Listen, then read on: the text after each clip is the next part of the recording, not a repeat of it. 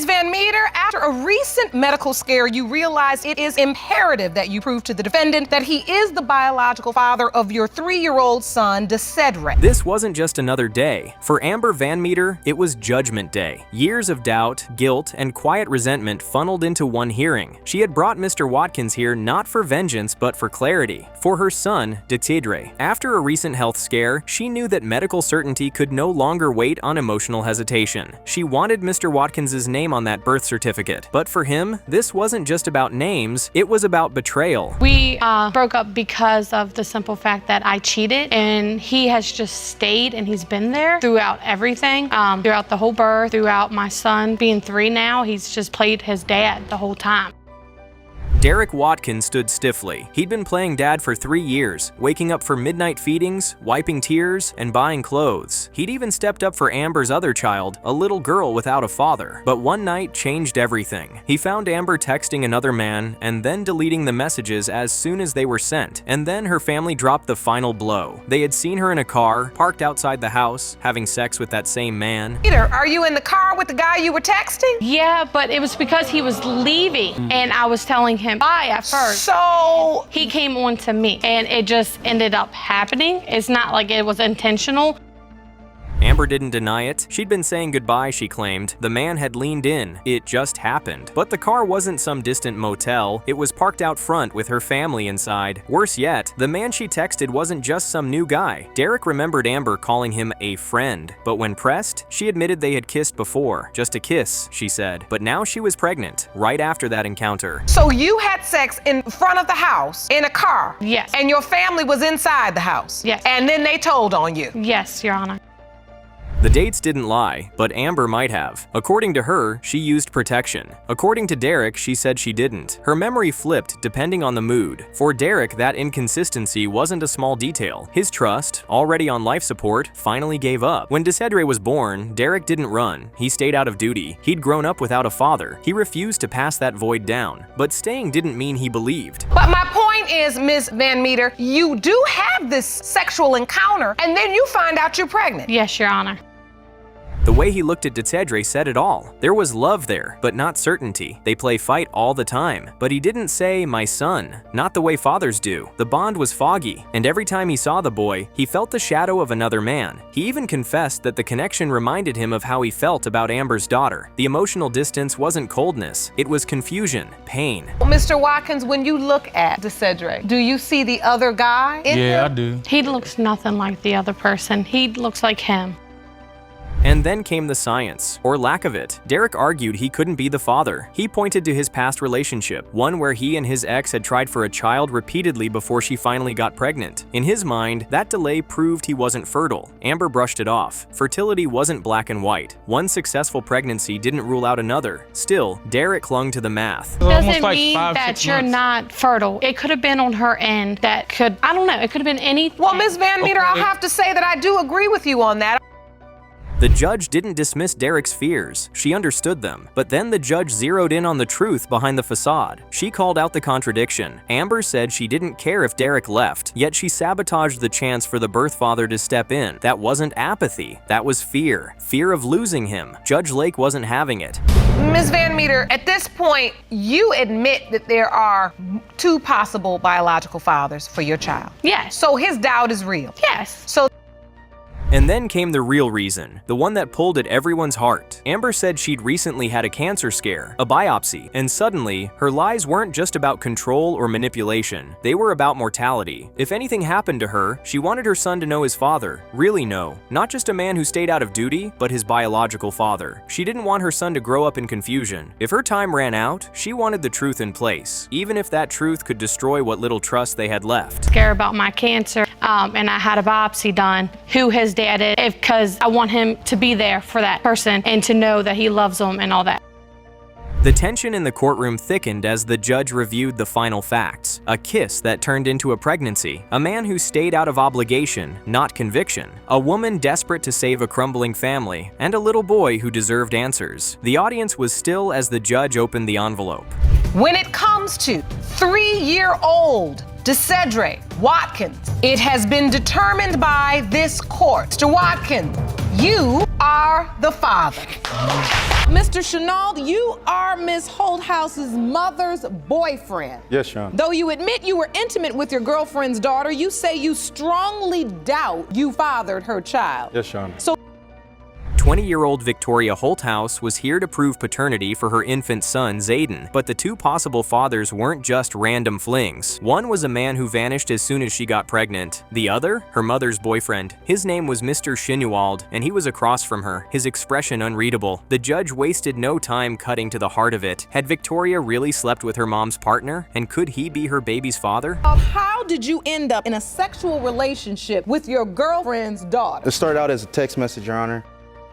Mr. Chenault admitted everything. The whole thing, he claimed, started with a text that was never meant for him. Or maybe it was. What followed was a months-long secret affair. It escalated fast. One night, while Victoria was staying with her grandmother, she received a call from him. He wanted to go out and have a good time. She agreed. They met at a park, and there, for the first time, they crossed a line they could never uncross. Your Honor. He told us the word you abbreviated, and I can imagine how you abbreviated. You sent the message. Was it meant for him or meant for someone else? It was meant for him, but my mom was sitting right beside me when I texted him this.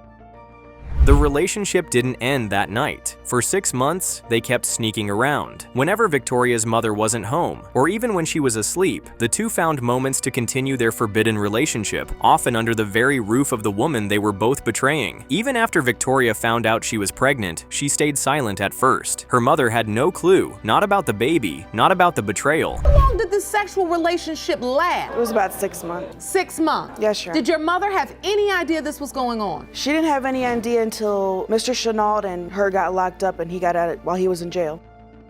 When the judge asked if Chenault had also continued sleeping with Victoria's mother during the affair, his answer sent the courtroom reeling. Yes, he had. He was sexually involved with both mother and daughter, sometimes within the same day, under the same roof. The disgust in the room was obvious. Victoria tried to explain how she'd kept it secret, sneaking around at every opportunity. Once, her mother nearly caught them. When she's not there, she left to go somewhere. Sometimes when she's sleeping.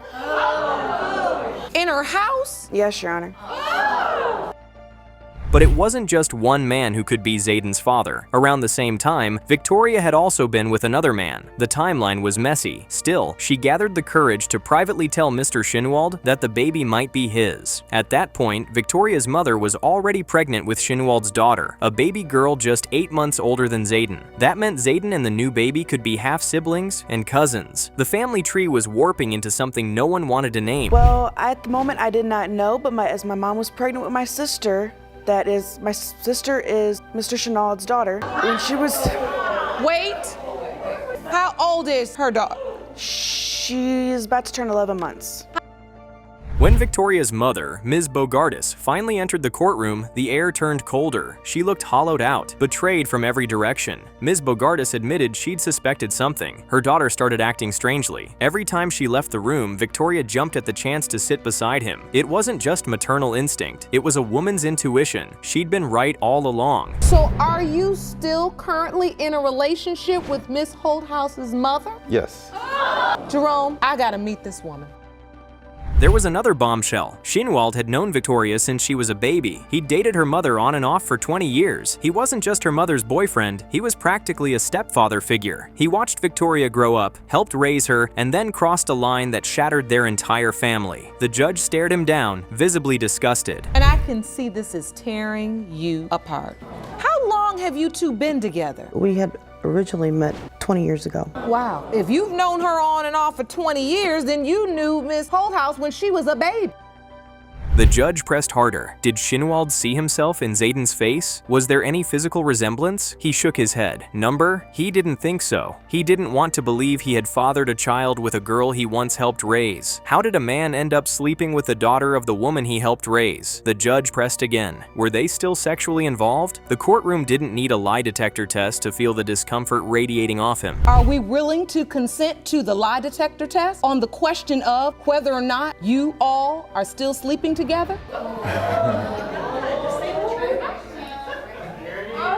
Your Honor, I won't. The courtroom held its breath as the judge prepared to read the DNA results. She reviewed the evidence again, but the real weight wasn't in the arguments, it was in the morality. As the judge opened the envelope, the room turned silent, eyes locked on the results. Years of betrayal, months of secrecy, and one innocent baby all collided in a moment so tense it threatened to break the walls. As it pertains to 3-month-old Zayden Holthouse, Mr. Chenault, it has been determined by this court. You are not his father. Ms. Bruton, you claim to be 100% positive that Mr. Martin is not your son's biological father because your ex-boyfriend, Mr. Richardson, is. Yes, Your Honor. Ms. Bruton claimed that Mr. Martin was not the father of her 7-month-old son, Logan. She insisted that her ex-boyfriend, Mr. Richardson, was the birth father. Her goal wasn't just to clear confusion, it was to reclaim the future she believed she lost. She wanted Mr. Richardson back and believed this DNA test was the final hurdle. First of all, Logan looks just like Anthony. They have the same ears, eyes, nose, and he don't favor Mr. Martin at all. So that's why I'm sure. Just by looks alone? Yeah, by looks alone. But Mr. Martin, you disagree? Yes, because Ms. Bruton didn't flinch as she explained her reasoning. Her evidence, though unscientific, was heartfelt. Logan looked like Mr. Richardson. There was no resemblance to Mr. Martin, she argued, but Mr. Martin pushed back hard. He said it wasn't about appearances, it was about facts. He remembered the unprotected sex, not once, not twice, but multiple times in multiple places. So you're saying she called you to tell you I'm pregnant and you're the father at first? Yes, at first. Did you call him and say I'm pregnant and you're the father? First of all, I called both of them because I wasn't for sure who was the father because I slept with both of them. Mr. Martin even admitted he'd tried to get her pregnant, even if they weren't in love. He said Ms. Bruton once called him joyfully, announcing the pregnancy and naming him the father. He was ecstatic until she vanished. No returned calls, no explanations, just silence. That silence, he believed, was her way of pushing him out of the picture so she could rebuild a fairy tale with Mr. Richardson, leaving Martin on the outside of a story he thought was his to begin with. So I was trying to get her pregnant, and I did tell her that. You were trying to get somebody trying to get pregnant her that you pregnant. didn't want to be in a relationship Yeah, with? but I didn't want to be in a relationship with her. But you were trying to get her pregnant? Yes, Your Honor. Mr. Martin admitted that he had no desire for a relationship, he said, but he wanted a child. At just 19 years old, he believed he was ready. So when their casual friendship turned physical, he saw a chance. He was honest about it, unapologetically so, but Bruton countered with a different timeline. She claimed they'd only had sex twice, specifically on April 10th and 11th, but her doctor gave her a conception date of April 8th, which lined up perfectly with her encounter with Mr. Richardson on April 7th. You went to the doctor and confirmed you were pregnant. Did your doctor give you a window of conception? Did they give you a date? Yes, April the 8th. April the 8th. All right. If Mr. Martin swore he slept with her before the 7th, around the 5th maybe, that meant he could still fall within the conception window. And that's all it took, possibility. The judge confirmed it herself. Regardless of who remembered what more clearly, the dates put both men in the conception window. It was now undeniable, Mr. Martin could very well be the father. Didn't tell the other man that there was because another. I had to keep it a secret because I was in love with Mr. Richardson and I didn't want him to find out about Mr. Martin. If you were so in love with him, why was we having sexual relationship when you was with him? Bruton didn't tell Richardson about Martin because, in her words, she loved him too much. She was afraid to lose him. Martin challenged that logic. If she loved Richardson so much, why cheat on him? She admitted that she sought comfort in him, but it didn't mean she didn't love Richardson. It was complicated and messy, but to her, it made sense. When the judge asked who stepped up during the pregnancy, Bruton's answer landed like a punch. Who stepped up for you during this pregnancy? Mr. Richardson. Really? Yes, I was trying my best to avoid Mr. Martin because he's very messy, trying to break up me and Mr. Richardson's relationship. I didn't. And I But want when Mr. you told him he was a potential father, Yes. Ms. Bruton had chosen Mr. Richardson to sign the papers and to be the father. She also decided to tell him what she wanted him to know, when she wanted him to know it. She hadn't even informed Mr. Martin, the other man, when she gave birth to Logan. Not a phone call, not a text, nothing. And when Judge Lake pressed her on that decision, she didn't flinch. And just like that, it became obvious that this wasn't just a paternity case. This was a battle for control. who's at the hospital? Mr. Richardson was at the hospital. I have no idea where Mr. Martin was because we wasn't in contact with each other. And who signed the birth certificate? Mr. Richardson. Then came Mr. Richardson. He believed in Logan, believed in the child's resemblance to him, their bond, and the paper he'd signed. He was in the delivery room, holding that baby, certain that Logan was his. It wasn't until 4 months later, during a quiet morning, that Ms. Bruton admitted she had slept with someone else. He hadn't just stumbled into a lie, he'd been living in it, and it broke him. Actually found out 4 months after Logan was born. Really? Yeah. So when you're in the hospital, you're thinking that without a doubt, this is my child that's being born today. Yes. And that's why you signed the birth certificate. Yes. Despite everything, Mr. Richardson still held on. He pointed to the child's eyes and head, swearing they mirrored his own. But Mr. Martin countered with his own claims, arguing that Logan had his lip, his family's look. Then came the moment. This wasn't about emotions anymore. The DNA results are in. It has been determined by this court. Mr. Richardson, you are not the father. What? Mr. Martin, I told you. what? I told you. You are the told you. father. I told you. Your mother to court because you claim she committed paternity fraud and lied to you about the identity of your biological father. Petition the court for a paternity test. Finally, the truth. Is that correct? Yes, Your Honor. Jessica Seton doesn't just want answers, she wants justice. For most of her life, she believed Jesse Seton was her father. He signed her birth certificate, kept her umbilical cord, and treated her like his own until the day he died. But now, everything she believed is up in the air. And the woman she once called mom, Jessica hasn't spoken to her in 5 years. And today, she's not here to make peace. She's here to expose a secret that tore their family apart. Jesse Seton was my biological father. He signed my birth certificate, he cut my umbilical cord, and he was awesome. Across the aisle, Teresa McPeak doesn't flinch. She doesn't offer an apology. Instead, she fires back with coldness only a mother scorned could muster. Teresa insists she's always told the truth. Jesse was the father, period. If he didn't ask for a DNA test, it's because he knew it was his child. But the courtroom isn't buying it so easily, especially not Judge Lake, whose curiosity sharpens with every contradiction. And I can feel the tension between the both of you. It's like neither one of you have looked at the other one. And your mother and daughter haven't seen each other or spoken in 5 years? Yes, Your Honor. Yes. All because of a paternity issue. Yes, ma'am.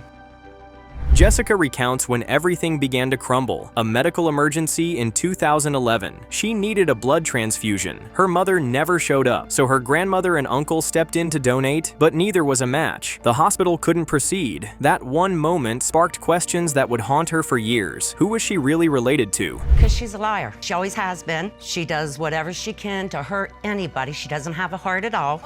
But is she lying about the hospital saying there's not a match? Yes, she is. The judge reads aloud a letter from Jessica's grandmother, Karen Hutchins, Jesse Seton's mother. In the statement, Karen is clear. Jesse wasn't Jessica's biological father. Everyone in town supposedly knew Teresa was already pregnant by another man, Greg Bryson, when she got involved with Jesse. Teresa rolls her eyes and calls Karen a liar too. I don't know why Teresa keeps denying. I couldn't go years without telling Jessica who her real father was, which is Greg. When my son Jesse started dating Teresa, she was already pregnant with Jessica by Greg. My hopes for Jessica are that she will finally know the truth. Jessica says the part that cuts deepest is that Jesse Seton died believing she was his daughter. He never doubted it. He loved her unconditionally. But before he passed, Teresa allegedly told Jessica, and even Karen, that a DNA test had been done. Jessica dug through records, called local testing centers, and looked for any trace of those results. Nothing. No test ever happened. Jesse died when I was about 7.5. But from what I can remember, he was the perfect man, perfect dad. What hurts me the most is that this man died thinking that I was his only daughter. When the judge asks how close the conception timeline really was, Teresa finally admits something critical. She was living with Greg Bryson when she met Jesse. Things escalated quickly. One moment, she's with Greg. Next, she's throwing his things out in the snow and bringing Jesse into her life. It all happened in a blur, weeks, maybe even days apart. Wait, you were living with Mr. Bryce? Yeah. And then you moved on and met Mr. Seton. You were friends at first, then that developed into a sexual relationship. Yeah. Then Greg Bryson walks in. He's not here to tiptoe around anything. He's convinced Jessica is his daughter, says she looks exactly like his other child. These are claims that even Jesse's mother privately acknowledged years ago. She even told Greg, face to face, that the baby she was carrying belonged to him. After that, he cut all ties. But he never forgot. And now, 32 years later, he's back to claim the truth he believes was stolen from him. I have a couple questions for you. Do you believe you are Miss C. Jessica's biological father? Yes, I guarantee you, Your Honor. Judge Lake asks if Greg thought he was the only man Teresa was seeing at the time. He doesn't hesitate. No, he wasn't. Later on, he found out about multiple men. 4, to be exact. That revelation hits the courtroom hard. Teresa's credibility, already hanging by a thread, takes another blow. Greg tries not to speak too harshly, but he paints a clear picture. Miss Seaton claimed her mother said to her there was a DNA test that had been done. Never. And you were not the biological father. That's a lie. The room freezes as Judge Lake lifts the sealed envelope containing the DNA results. Years of betrayal, generations of lies. 2 men, one dead, one alive, both connected to a young woman who just wants to know who her father really is. A mother who refuses to back down, a daughter desperate for closure, and a judge who's about to bring it all to a head. It has been determined by this court. The biological father is Mr. Bryson. Where's all your life? You lie. I never once. Okay. You claim he hasn't even given your daughter a single penny towards your grandson's expenses. Yes, Mr. Your Honor. Parker, you say your advice to Ms. Bailey and her daughter is to take their lawsuit, find the real father of the child, and sue him. Yes, Your Honor. Donovan Parker stood accused of something much heavier than unpaid childcare, abandoning his estranged wife and denying paternity of their newborn son. Across from him stood Victoria Bailey and her daughter Samantha. They weren't just here for answers. They were here for justice. Victoria had stepped in where Donovan had walked out, and Samantha, working on her second college degree, had been left to navigate motherhood alone. He left her when she was 16 weeks pregnant, didn't look back, and he is living his life without responsibility. I'm the baby's father. I provide for the baby. I buy the formula, the diapers. I'm there to hold the baby when he cries and comfort him, not him. The storm had started when Samantha was 16 weeks pregnant. Just 10 days before Christmas, and barely 2 weeks before her birthday, Donovan left. Not a word. Meanwhile, Donovan claimed he hadn't been given the chance, that he'd been forced out. What followed was a clash of stories, hers of neglect and abandonment, his of being pushed out and treated like a child. He left you when you were 16 weeks pregnant? He left me when I was 16 weeks pregnant, 10 days before Christmas, and 16 days before my birthday. He left me. Things inside the house had grown toxic. Samantha accused him of demanding separate meals and treating her like a maid. Donovan flipped the story and said she was the one eating separate steaks and locking the bedroom door. He had photographic evidence of the padlock. She said the room was filled with Christmas presents for her other child, but Donovan didn't buy it. She never wore makeup before. And she I started still wearing it just to go to pay the bills, run out to go over just to go see the neighbors. I didn't know if she was trying to get something going with the neighbors or not. Thing that really made me suspicious, Your Honor. But Donovan didn't just suspect Samantha was angry, he suspected she was hiding something much worse. What sealed the suspicion was the birth of Zachariah. Donovan wasn't told his son had been born. A week went by before he found out. He wasn't there for the birth. He wasn't listed on the birth certificate, and in their state, that was automatic for married couples. His name was marked refused. Please let me see that birth certificate. It shows... Are you two still married? Yes, ma'am. Yes, Your Honor. It shows where I was not even registered as the father, and in my state, if you were married, you were supposed to be automatically be put on the birth certificate. Samantha insisted she had given the hospital his name. The tension in their marriage and the circumstances led to the hospital not putting him on the record, but Judge Lake pressed hard. Why wasn't his name there if they were married? Why wasn't Zachariah even given Donovan's last name? Samantha said it was her choice. He wasn't allowed Let at the me be hospital. clear. On this piece of evidence, we can see under father's name, it indicates refused, refused. Under father's birthplace, refused. That means the mother refused. I gave them his name. By now, Donovan had stopped calling, but he hadn't stopped moving. He went to a lawyer the moment he found out about the baby, demanding a DNA test. He said it wasn't about avoiding the child, but doing it the right way. His mother, Charlotte, was brought in as a witness, and she wasted no time pointing fingers. You were not told the child was about to come into the world. You weren't told the child was born. No, Your Honor. You've never even met this boy. As soon as I found out about the birth, Your Honor, I went to get a lawyer to get DNA testing, and I've been paying a lawyer ever since. That's the reason why I cut all communication. I was wanting to do everything legally. Charlotte didn't hold back. She claimed her son had given Samantha his only car, signed it over so she and the kids could get around, said he had to borrow his grandfather's car just to get to work. Samantha fired back. He only had the money to buy that car because he claimed her and her child on his taxes. The courtroom flared with tension. He was able to buy that car because he claimed me and my child on his taxes. Well, he was supporting your welfare butt. No, he wasn't. You know what? At least I'm not a mama's boy. Judge Lake wasn't buying excuses from either side. Donovan may have felt unwanted, but he had also made no attempt to meet his son. 4 months had passed, not a single visit, not a single call. Meanwhile, Victoria stood firm. She had filled the gap he had left, fed the baby, held him, paid for the diapers. This wasn't about a bitter breakup. It was about a child who didn't ask for any of it. This court is really about helping children, and our concern is Zachariah. So, since this child was born, you've done nothing for this child, Mr. Parker, and you have never seen your wife's baby. The judge turned serious as she reached for the envelope. The courtroom fell still. Every breath seemed louder. After months of questions, accusations, and cold silences, the truth had finally arrived. There would be no more speculation after this. The answer everyone had been circling was finally about to drop. To 4-month-old Zachariah Bailey. And as to whether Mr. Parker is his biological father, it has been determined by this court, Mr. Parker. Yes, Your Honor. You are his father. To prove to your husband that he fathered your 11-month-old daughter, Amira, you testify that his paternity denial tearing you apart. Is that correct? Yes, Your Honor.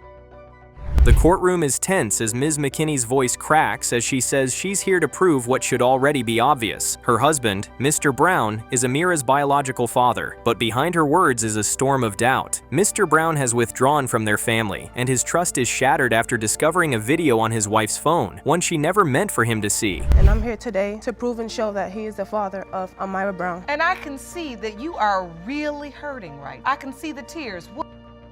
Mr. Brown says he never wanted to believe it, but day after day, he watched Amira grow and noticed resemblances he couldn't ignore, not to himself, but to the man from the video. The same eyes, the same nose. Not just him, but people in that man's family too. It gnawed at him, and once that seed of doubt took root, it bloomed into something toxic. You feel Amira looks like the man you saw on the sex tape with your wife. Yes, I do. More and more every day, I see Amira's face and his face, and it bothers me a lot. Ms. McKinney tries to explain how the tape even came to exist. Her voice is quiet, shame thick in her throat. She admits to meeting the man online during one of her breakups with Mr. Brown. Their relationship was off and on, and she connected with a stranger during one of the off periods. What started as harmless messages spiraled into 10 separate encounters, all physical. How did you meet the other man? I met him on a dating website. We started talking online, and then I finally met him in person, and he came to my house. So how often were you sexually active with this man? 10 times. The courtroom watches as Jonathan Fowler is brought in, the man from the tape. He walks to the stand, calm but clearly out of place. He confirms what Ms. McKinney said. They met on a dating site, started talking, and eventually slept together multiple times. He's adamant that she and Mr. Brown weren't together when he met her. Did she tell you about her relationship status when you first met her? Well, when I first met Miss McKinley, we was talking on the dating site, and the day I met her, Mr. Brown was present, but they wasn't together. But I seen them face to face. The timelines start to blur. Ms. McKinney says she was intimate with both men during a short window. Fowler says she told him she was pregnant in June 2017, but never mentioned the father. What makes it worse is that the infamous tape was recorded on Amira's exact birth date. That coincidence sends a wave of murmurs through the courtroom. What did she tell you exactly? That she's pregnant and she's ready to give birth. So who did she say the father was? She didn't tell me I said it was complicated.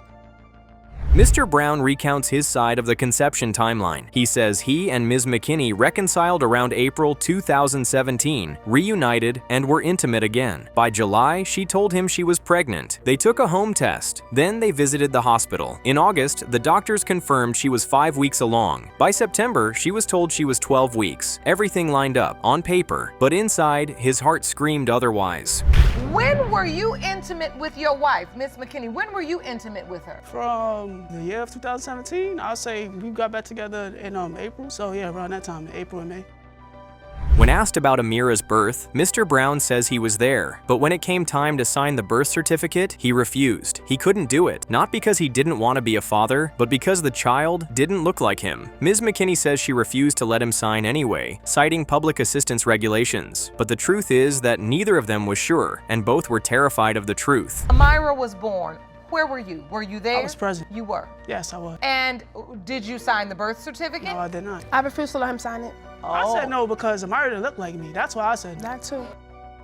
Jonathan didn't want to be there. He scoffed at suggestions that Amira looked like him, standing firm in his timeline. April 2017. That was the last time. He had moved on, and as far as he knew, so had McKinney. But now she was not only pulling him back into her life, she was doing it in front of the man who might actually be the father. The tension between all three was thick enough to choke on. Who she looks like, with that, teeth, without teeth. And not only that, she's pregnant with my child now. So it's like You said now you're having another baby? Yeah. I may be the father, right? No, that's my child.